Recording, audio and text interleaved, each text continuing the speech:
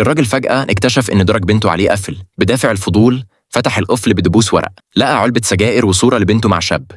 جاك ما كانش متوقع إن بنته اللي عندها 16 سنة مش بس بتدخن، لكن كمان بتتكلم مع شاب. وفي العشاء جاك سأل بنته لو هي مرتبطة. بنته قالت له إن في شاب بيحاول يتقرب منها، لكنها ما وافقتش على أي علاقة. ولما شاف إنها مش عايزة تتكلم في الموضوع، قرر جاك يعرف بنفسه مين الشاب ده.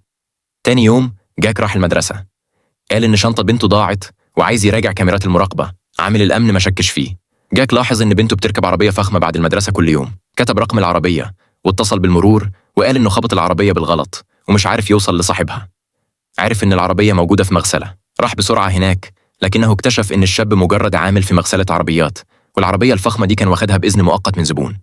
جاك أدى حجة إنه جاي يستلم عربية ودخل المكتب. لقى كرتونة توصيل فيها عنوان الشاب في سلة المهملات. صور العنوان وراح للمكان.